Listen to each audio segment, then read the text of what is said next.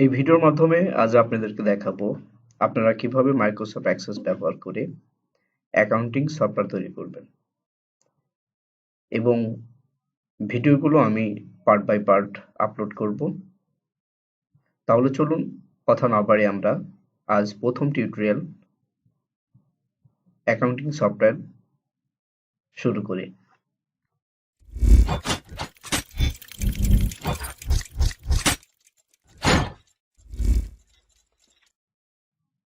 আমি প্রথমে ডেস্কটপ থেকে মাইক্রোসফট অ্যাক্সেস 2010 প্রোগ্রামটি ওপেন করছি এবং এখানে আমরা একটি ফাইলের নাম দেব। এটার নাম দেব আমরা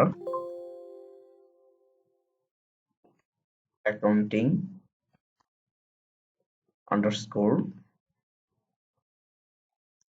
সফটওয়্যার 2023। আমরা ফাইলের নেমটা দেওয়ার পরে নিচে দেখতে পাচ্ছি যে ক্রিয়েট অপশন, আমরা এখানে ক্লিক করব। এরপর আমরা যে কাজটি করব, আমরা এখানে টেবিলের উপরে টেবিলটি সিলেক্ট করার পরে আমরা এখান থেকে ডিজাইন ভিউতে যাব। ডিজাইন ভিউতে আসার পরে আমরা এই টেবিলটির একটি নাম দেব। নাম দিব ইনফো টেবিল আন্ডারস্কোর টেবিল। তারপর আমরা যে কাজটি করব,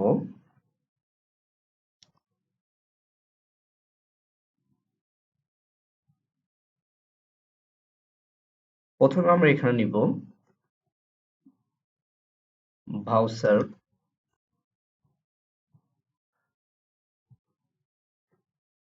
নাম। এটা আমার অটো নম্বরে থাকবে এবং আমি ভাউচার নাম্বারটা প্রাইমারি কিতে রাখবো।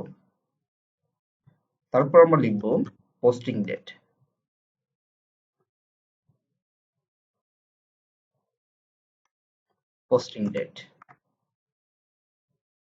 এটা আমরা ডেটা টাইপ ডেট অ্যান্ড টাইমে রাখবো। তারপর লিখব টার্ন জ্যাকসন উইথ, আমরা এটা টেক্সটে রাখবো ডেটা টাইপ। এরপর আমরা লিখব ডেবিট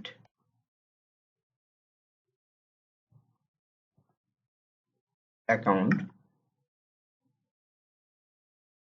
তারপর লিখব ডেটা টাইপ, আমরা টেক্সট রাখবো ক্রেডিট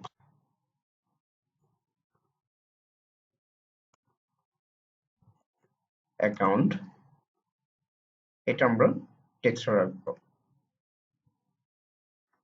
তারপর অ্যামাউন্ট টাকা, এটা আমরা ডেটা টাইপ কারেন্সি দিয়ে দেব। তারপর আমরা এখানে আমরা পার্টিকুলার দিয়ে দেব বা বিবরণ অথবা ন্যারেশন।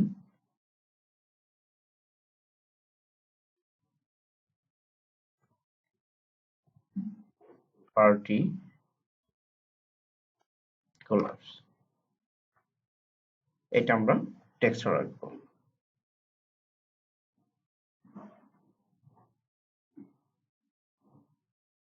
এখন আমরা এটাকে জাস্ট সেভ দেব। দেওয়ার পর আমরা এখান থেকে বের হয়ে আসবো এবং আসার পরে আমরা টেবিলটি ওপেন করব। তাহলে আমরা টেবিলটি এইভাবে এখানে দেখতে পাচ্ছি। আমরা এটা মাউস দিয়ে টেনে ছোট বড় করে নিতে পারবো বা প্রয়োজনীয় স্পেসটা আমরা এখান থেকে নিতে পারবো। আমরা এখানে এটা সেভ দিলাম।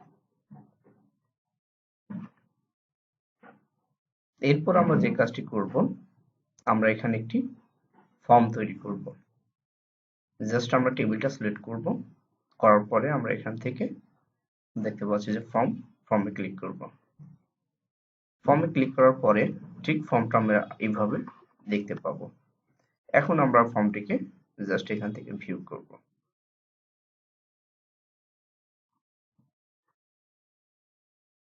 ডিজাইন ভিউ করে আমরা প্রয়োজন মতো এটা একটি ডিজাইন করে নেব।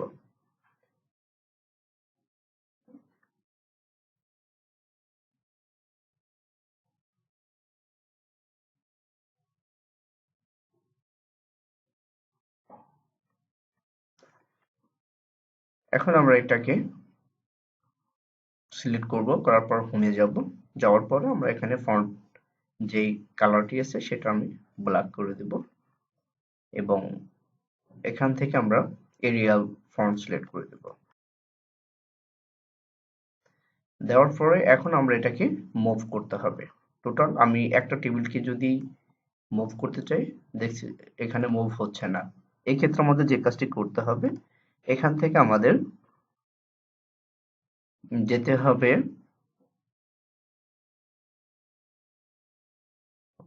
সরি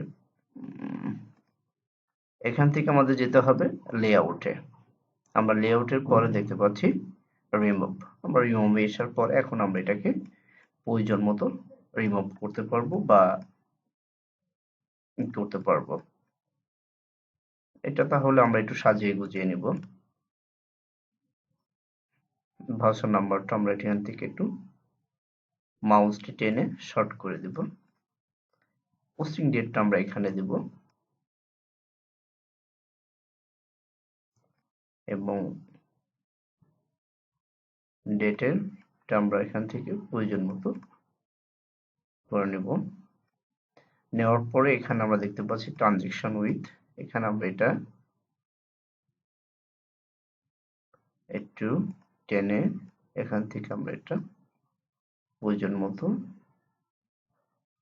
করে নেব। আমরা এখান থেকে এটা পুরো রাখলাম এবং এটা মাউসটি টেনে আমরা এখানে আমাদের প্রয়োজন অনুসারে এটাকে আমরা ছোট বড় করে নেব। এরপর আমরা দেখতে পাচ্ছি যে ডেবিট, আমরা এখান থেকে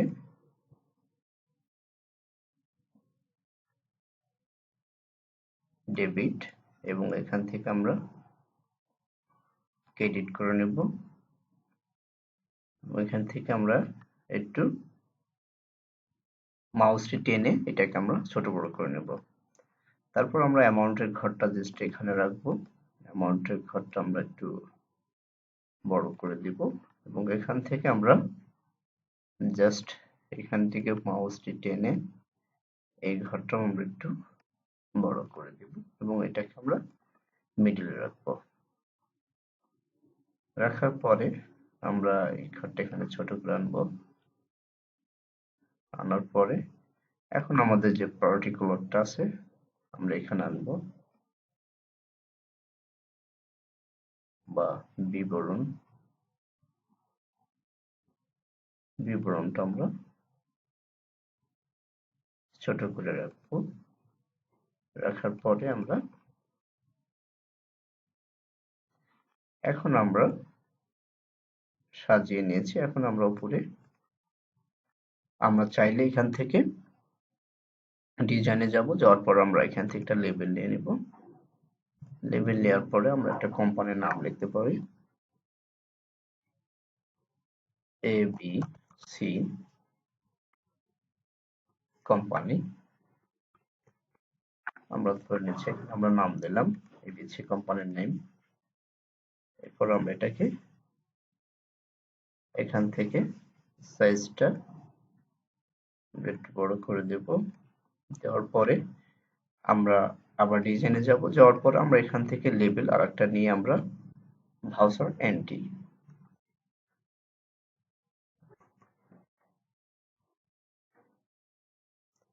এটা আমরা বড় হাতে দিব স্যার এন্ট্রি। আমরা এখানে জাস্ট এটাকে নিয়ে এখানে আমরা এটা কালার করে দিব।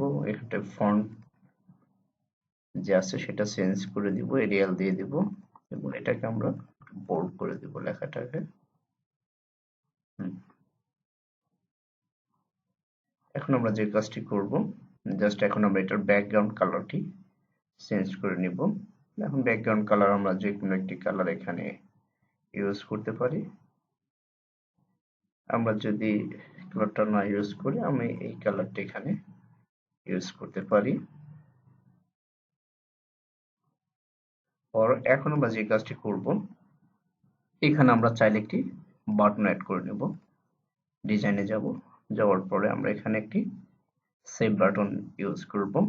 এখন বাটন ইউজ করার জন্য আমাদের রেকর্ড যেতে হবে। এরপর দেখছি new, add a new record. আমরা এখানে টেক্সট আকারে নিব বিষয়টি, সেজন্য আমরা এখানে ফিনিশ করলাম এবং এখানে আমাদের বাটন অ্যাড হয়েছে। এখন আমরা আরেকটি বাটন নিব এখানে, জাস্ট আমরা ডিলিট করার জন্য।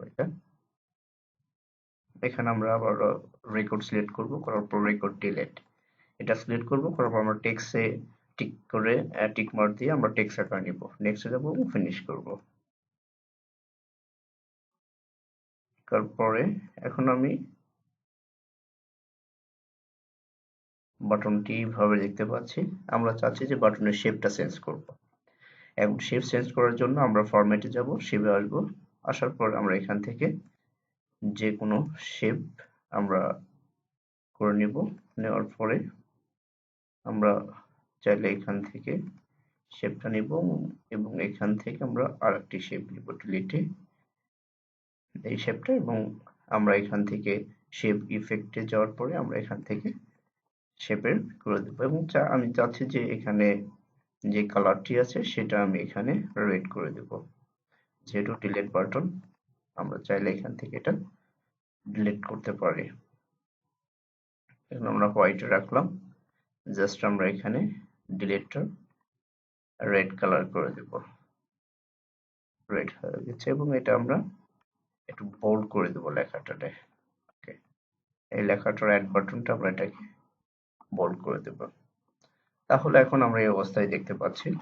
এখন আমরা যে কাজটি করব, আমরা পেজটি যদি ভিউ করি, আমরা এই অবস্থায় পেজটি দেখতে পাবো। আমাদের যে ফর্মটি, সেই ফর্মটি আমরা এই অবস্থা দেখতে পারবো। এখন আমি চাচ্ছি যে ফর্মটি একটু ডিজাইন করার জন্য।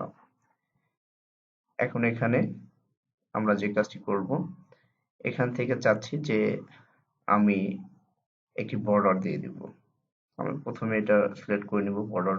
আমরা ডিজাইন যাব, ডিজাইন থেকে আমরা এখানে দেখতে পাচ্ছি রেক্টেঞ্জেল আনবো। আনার পরে জাস্ট আমরা এটাকে এখানে ড্র করলে, এখন যদি আমরা দেখি তাহলে ফর্ম বি করলাম, একটা বর্ডার চলে আসছে এখানে।